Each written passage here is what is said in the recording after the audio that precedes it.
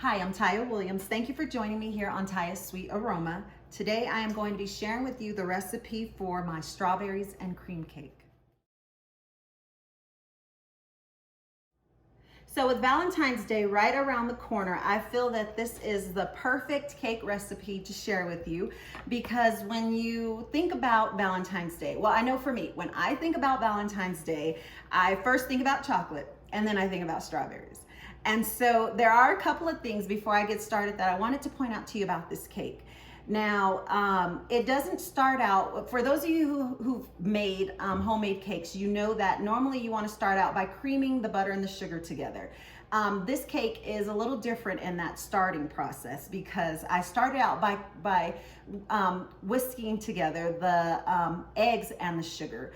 And then instead of, well, all my ingredients have also been sitting out at room temperature, but my butter, instead of it being softened, I've melted it down. I'm allowing it to cool, because that's gonna actually be drizzled in over the eggs and the sugar and create this sort of beautiful foamy, it just makes the cake that much more moist and beautiful, but we'll get to that here in a bit.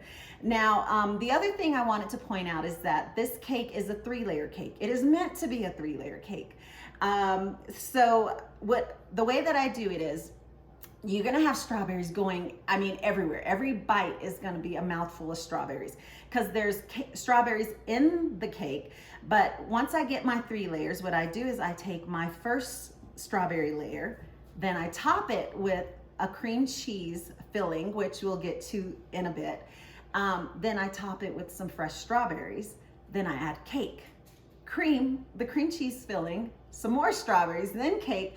And then instead of covering this cake in a buttercream frosting, which you could do, now if you have your a favorite buttercream frosting that you want to add onto this cake, go ahead and do that. But the way that I like to top it is I take my homemade whipped topping, put it on the cake, and I just think when you have the strawberries and then you got the cream cheese and the whipped cream and you mesh them all together, just like, oh, it just makes it just delicious, and I'm getting excited. So I'm gonna calm myself down, and then I'm gonna go ahead, finish prepping my strawberries, getting them chopped up. I've had my oven preheating at 350 degrees. And once I get everything ready, we'll go ahead and go over the ingredients.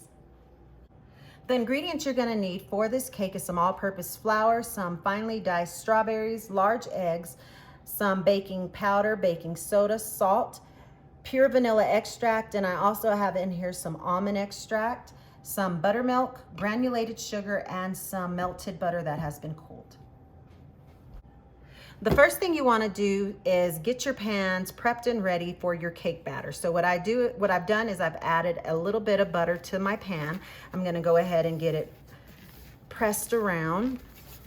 The pan's nicely buttered, but before I add in some flour, another thing I forgot to mention is I've pre-measured out my parchment paper, which I'm going to be laying in the bottom of the pan, and then I will be flouring it. And what you want to do is just make yourself a template out of the parchment paper. Then you get that,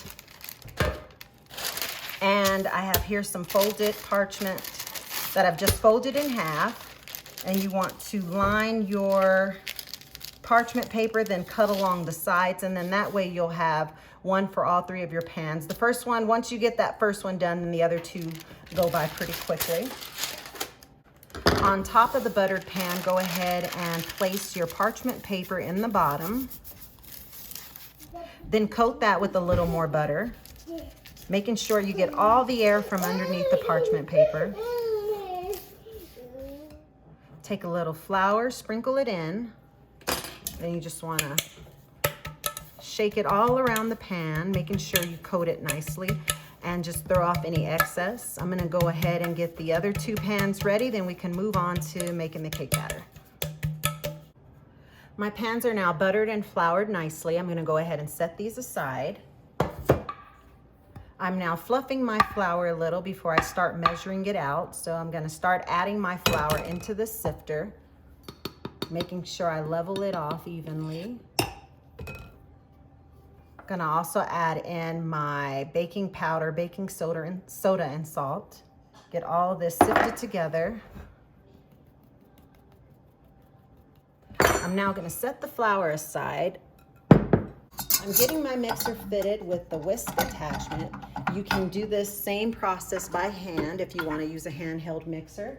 I'm going to go ahead and turn it on and start by adding in my eggs, giving them a nice whisk, and slowly start drizzling in the sugar. Now that all the sugar has been added in, I'm going to go ahead and allow this to continue whisking together for about 5 minutes before I drizzle in my butter. After 5 minutes of whisking over a medium-high speed, you can see that the egg and sugar mixture has gotten nice and foamy. I'm going to go ahead and crank it back up to medium-high and start slowly drizzling in the melted butter.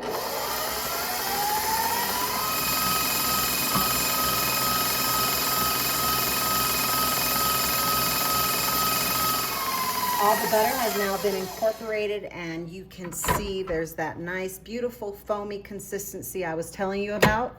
I'm gonna go ahead and add in the vanilla and the almond extract.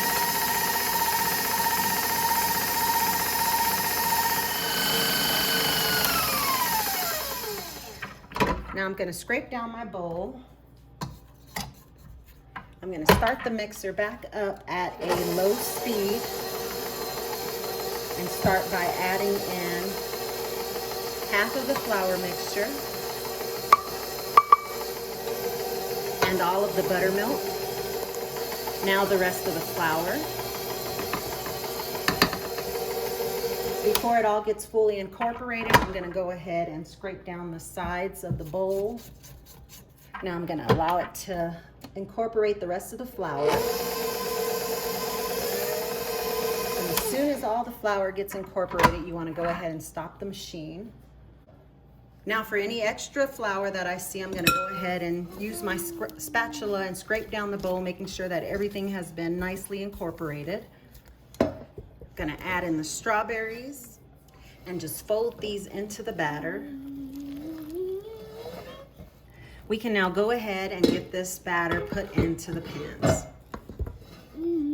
What you want to do now is just evenly distribute the batter between all 3 pans. If you have a scale, you can go ahead and use that if you want to make sure everything is exact. I kind of just eyeball it. Then just take your spatula and smooth out the batter into each of the pans. Now I'm going to take the pans and place them into my preheated oven and allow them to cook, and we will go ahead and move on to making the filling. To get started with the fillings as well as the whipped topping, we're going to first start with the ingredients for the whipped topping. You're going to need some heavy whipping cream, some pure vanilla extract, as well as some powdered sugar. For the cream cheese filling, you're going to need some cream cheese, some butter, as well as the powdered sugar. Now, my butter and cream cheese have been sitting out at room temperature and have softened. Something I forgot to mention about the butter when I was going over the ingredients for the cake is that I like to use European style butter. But if you cannot find European style butter, you can go ahead and use whatever unsalted butter you have on hand. Now for the strawberries, what I like to do with the last pound is I take out 6 strawberries that are roughly around the same size, and I will be using these whole strawberries to decorate the top of the cake, and then I roughly chop up the remaining strawberries, and these are going to be, this pile of strawberries is going to be divided in half and used in between the layers of the cake. My cakes have now come out of the oven. You can see how nice and moist and golden brown they are on the top. The house smells like a delicious, like strawberry shortcake. What I'm gonna do now is I'm gonna sit them here, allow them all to cool and come to room temperature. Once they come to room temperature, then I'm gonna place them into the fridge to cool completely. I've had my stand mixer as well as my whisk in the freezer so they can be nice and cold. It will help the whipped topping whip up a lot faster. I'm gonna start by adding in the heavy cream over a medium speed.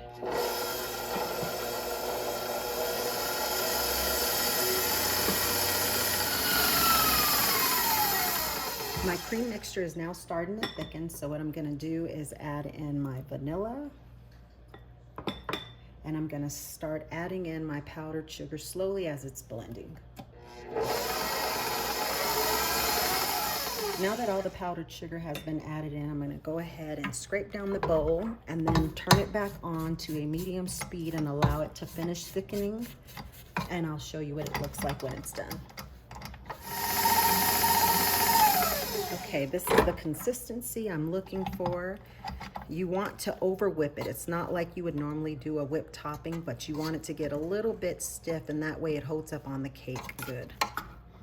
Now, using the same bowl, I'm going to get it ready to make the cream cheese filling. There's no need to clean it out. Now you want to add in the cream cheese as well as the butter. Start beating them over a medium speed.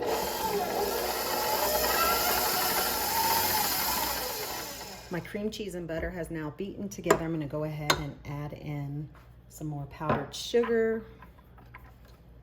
Beat it together some more. Okay, that has come together nicely. I'm going to go ahead and scrape down everything to this cream cheese mixture, which is nice and smooth. I'm going to go ahead and add in about a cup of this cream that I whipped up. And I'm going to fold it all together.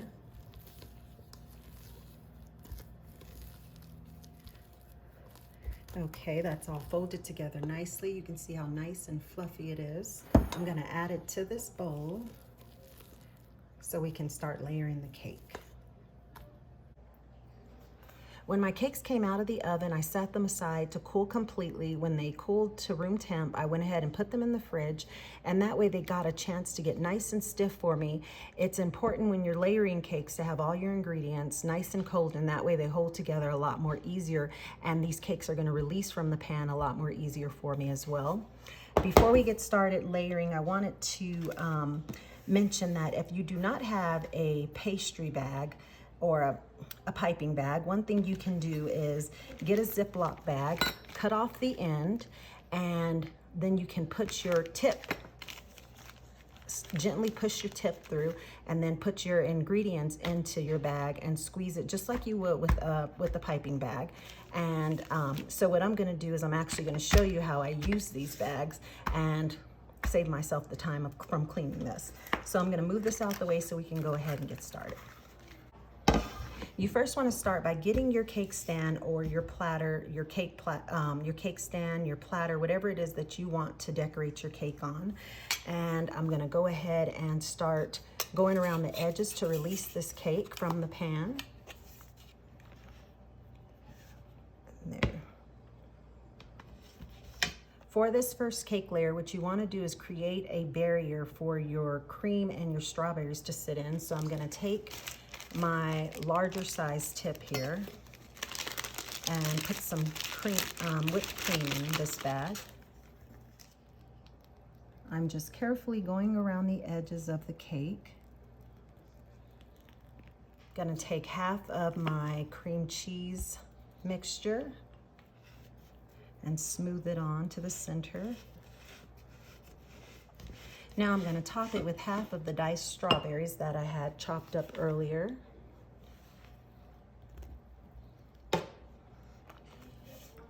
Now with the next layer, just place it directly over the top. Press it down. With the second layer, you want to go ahead and repeat the step using the rest of the cream cheese filling and the chopped strawberries.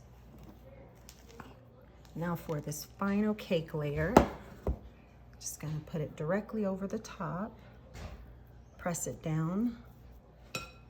Now what I like to do to start is I take some of my extra cream and I wanna do kind of like a crumb coating to collect all the crumbs. So I start by working it over the top, pushing it towards the side and pressing it into the sides of the cake as I'm going, making sure it's sealing in that cream cheese and strawberry center. Now that I have the cake fully crumb coated, I'm gonna go ahead and add the rest of the whipped cream on to give it a nice clean layer. What you wanna do now, make sure your spatula is nice and clean, so you don't, in case it had some crumbs left, is you want to give it a nice layer over the entire cake. So just evenly distribute the rest of the whipped cream on the cake. I'm now just smoothing out the top, but you could decorate it however you want after this stage. Just get it coated in the whipped cream.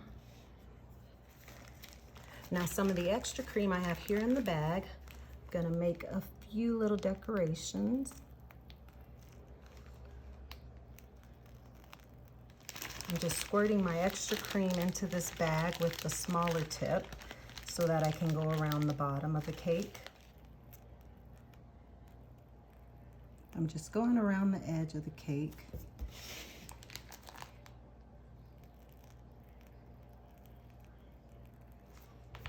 Now this is the way that I chose to decorate the cake. Once you get the whipped topping on there, you can serve it just like that, or decorate it however you want.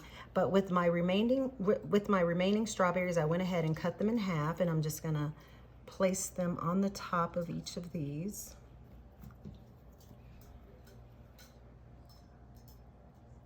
Okay, now the cake is all done, and as you can see, I like to leave the leaves on the strawberries because then it adds that nice little extra touch of color. But I'm gonna go ahead, you can't cut into it now. You wanna give the cream cheese filling as well as the strawberries a chance to sort of get nice and juicy inside the cake. So I'm gonna go ahead and put this in the fridge, allow it to sit in the fridge for at least 2 hours. And after that 2 hours, I can finally cut into it and show you the inside of the cake. It has now been about 2 hours. I'm gonna go ahead and cut into this cake so that I could show you the inside.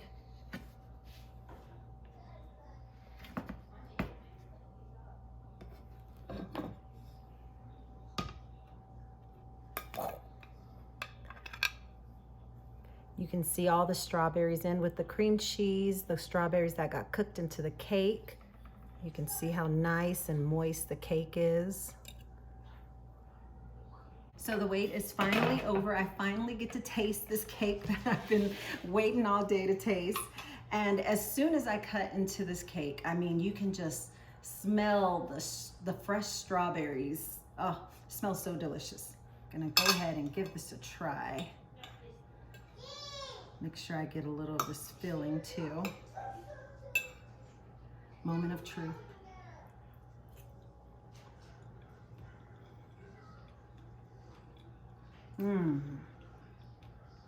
Man, that cream cheese helps balance out that sort of tartness with the strawberries. The whipped cream, nice and light, perfectly sweetened. The cake is just melt in your mouth, moistness. So good. Perfect dessert for you to try this Valentine's Day. Anyhow, I thank you for spending time with me here today. I hope that you give this recipe a try. I think it's one you're gonna really, really enjoy. You'll be able to find the written recipe over on my blog at myinspiredaccounts.com. And I hope to see you again next time. Bye.